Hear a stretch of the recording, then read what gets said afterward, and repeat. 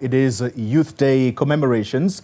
Well, on this day, Amnesty International South Africa is calling on the incoming government to prioritise human rights and ensure a bright future for young people of this country. The group slamming the problems faced by the youth, including rampant unemployment and inadequate access to quality education. Let's speak about this now, and we are joined by Amnesty International's Rejoyce Motaung. She joins us virtually. We're also joined by City Year South Africa's Lebogang Kutu, and we're also joined by Girl Effect South Africa's Emmanuelle Tshala. Thank you all for your time. Let me start with the lady that is joining us via the virtual platform, because it is their statement that that's helped us almost craft this introduction. Rejoyce, let's talk about what it is then that this incoming government has got to prioritize very briefly when it comes to young people. Thank you, Goli. Thank you to the panel. As Amnesty International South Africa, we realize that it's been 30 years since the end of apartheid, and we had our 7th democratic election.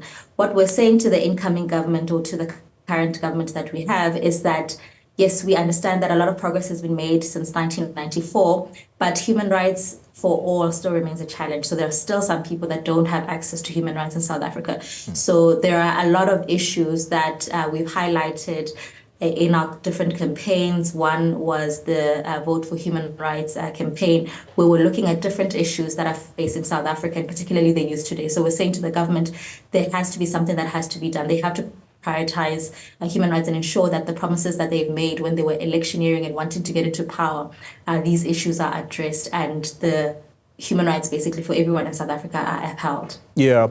All right, let's come back into studio then and talk to Lebogang Kutu. You are from the organization City Year South Africa. Explain to us briefly what that organization does, but importantly as well, what this moment, this current moment in South Africa represents, in your view, for young people. Is it a bright future, or are you worried about a regression? Okay, thank you so much for having me. So I am Lebogang Kutu from City Year South Africa.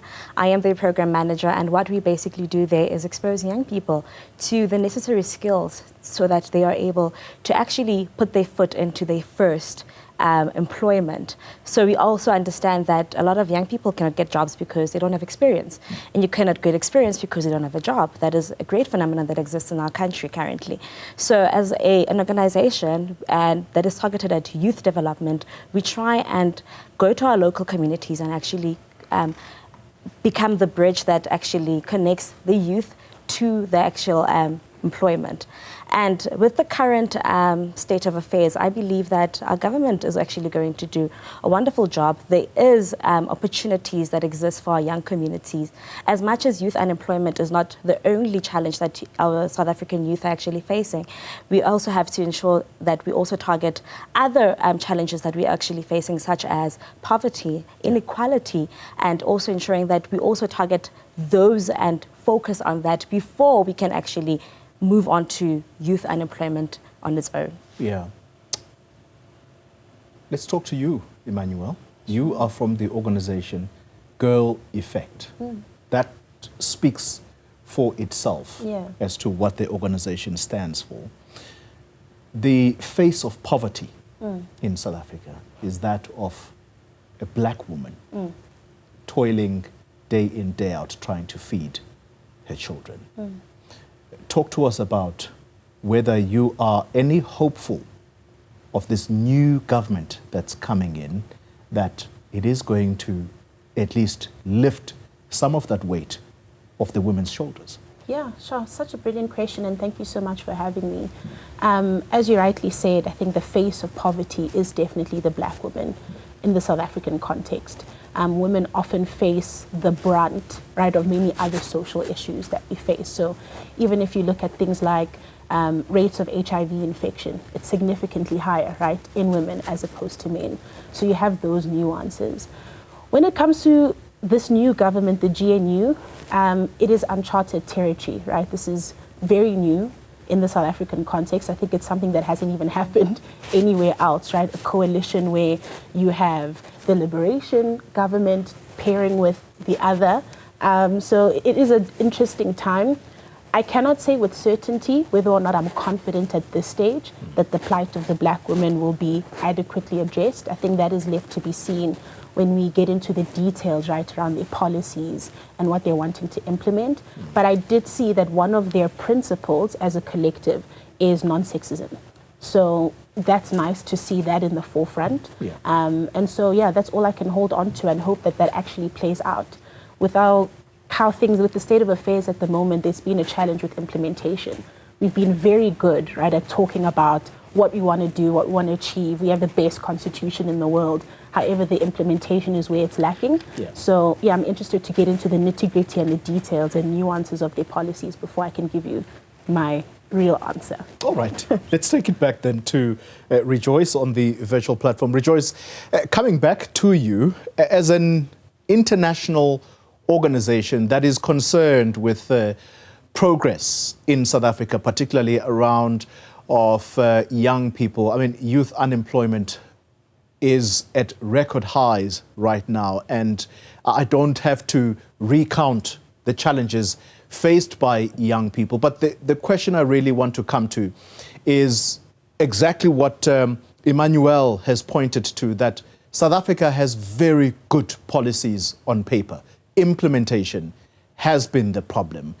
Is this perhaps the time that we can unlock that with a multi-party, or should I make a new term here, multi-partyism, that is now going to co-govern South Africa as opposed to a majoritarianism that has been for the past 30 years of the ANC? Do you think that that logjam of implementation will finally be unlocked?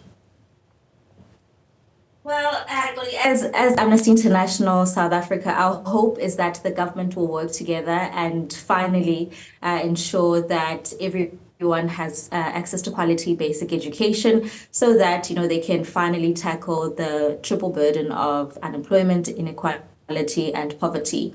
It's not up to us to say whether the system is going to work, or which party is better deserving, or whatever the case may be. Ours really is just to say that regardless of whichever political party is in place, or whichever system, basically, whichever governance system is in place, what's important to us is that these human rights are delivered, right? So we've seen so many challenges around education. That's why, we're seeing that unemployment is still at an all-time high, like you're saying. The Department of Basic Education, there was a report that came out in 2023, the 2030 reading panel found that 82% of grade 4 learners are unable to read for meaning in any of the official languages. So this is not just English, in any of the official languages. And this is problematic, and it's scary, when you look at the future of this country.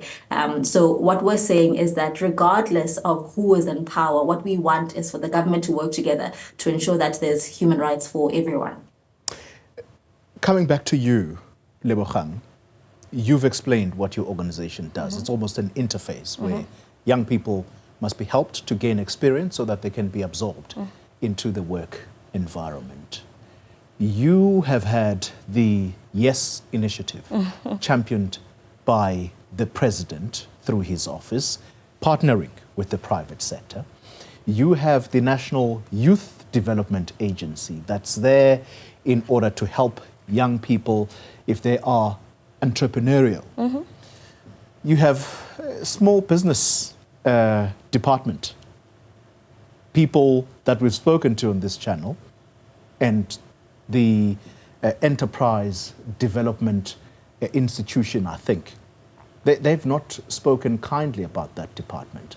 Again, I'm latching on to this word that Emmanuelle used, and that is implementation. That's been a problem in South Africa. Do you think that all of these organizations, these initiatives that I've mentioned, have helped young people at least be absorbed into jobs? And how much of them if there are still so many that are unemployed?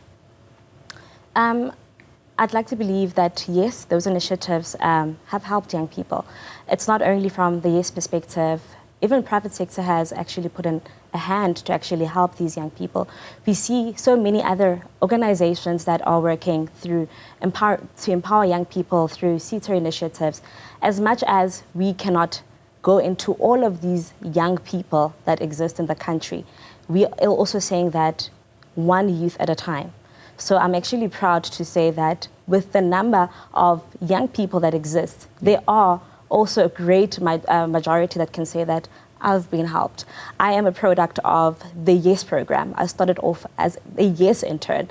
So I can greatly say that I've seen those initiatives work for me. That has been my foot into where I am right now, into making sure that I stand out in corporate. So I do not take them for granted in any way.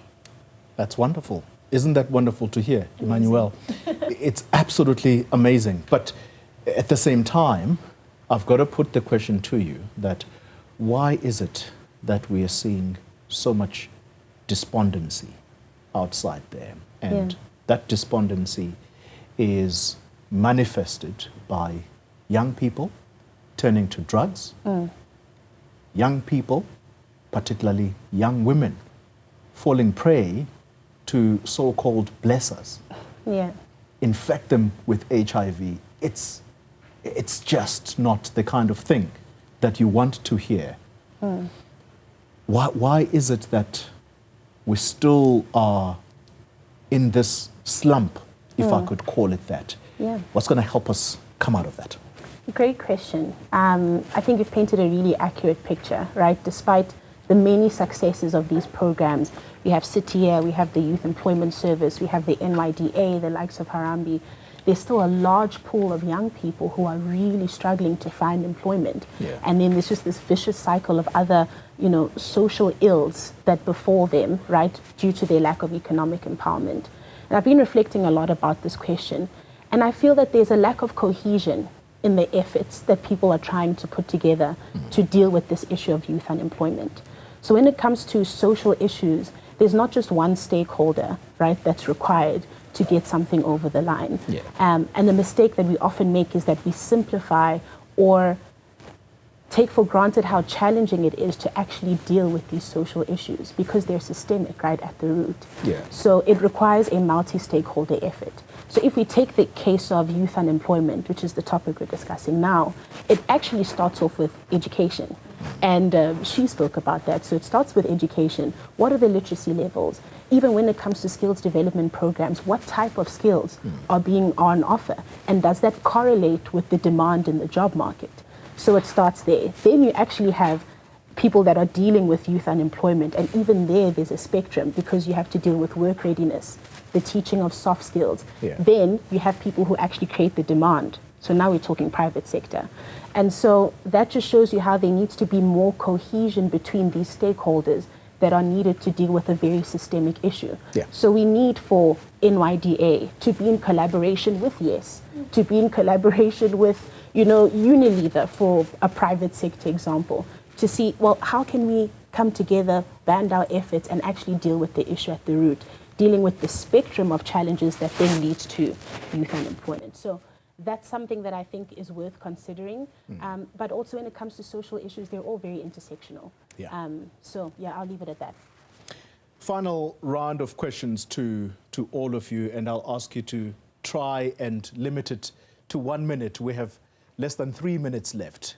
Rejoyce, coming back to you, I want to talk about Youth Day because this is an important day. I was listening to one of the people whose relative was involved, and she herself was involved in that 1976 uprising. And for her, she describes the situation or Youth Day as perhaps misguided for young people. She says young people don't understand what it stands for. And for her, it should perhaps be a day that young people are literally driven to choosing what is it that you want to do. Let's take you to that person so that they can explain what is required. For you, who represents an organization that is an outsider looking in, how would you define Youth Day for South African youth? So Youth Day for us is really just about honoring the courage of the youth of 1976. It's about basically remembering that spirit of the youth that fought to get freedom in South Africa. And it really is also about showing that there's power behind people coming together using their people power to demand their rights, right? I think a lot of young people forget the power that they have, especially nowadays. You were speaking about the despondency earlier on. I think one thing that really is significant about Youth Day is that spirit or the courage of the youth of 1976. And I think the youth today can learn a lot from that in terms of demanding their rights from the current government and any government anyway. Lebogang, very quickly for you, Youth Day, what does it represent? So Youth Day for me represents a different fight from the ones that was fought in 1976. Today we need to fight against crime. We need to fight towards getting better opportunities for ourselves as young people. We need to actually make sure that we are using our social media and encouraging young people to actually strive towards getting the skills that they need. So I think the baton is in our hands more than anything. Yeah. Emmanuelle, you get to have the last word. The last word. Talk to us about what Youth Day Youth means. Day, I think, means different things to different people. You know, young people are not a homogenous group. But if I could generalize the best I can, I think in this day and age, Youth Day means removing young people from being the missing middle to them coming to the forefront. And so what that means is not just tokenizing youth and what that means and their vibrance and their potential, but actually putting their potential to use. So more representation in our government, right? More representation for young people in civil society so that they can then drive developmental agendas. So that's where it's at for me. More representation. I like that because that's what in this new parliament, a lot of what you are seeing are young people. But I was listening to the Rise Mzansi leader who says in the next parliament, he's hoping that more young people under the age of 40 must form part of that particular house. All right. To all of my guests, I cannot mention you all by name, but thank you very much for your time because of time constraints. It has been a fruitful discussion and wishing you a very good Youth Day.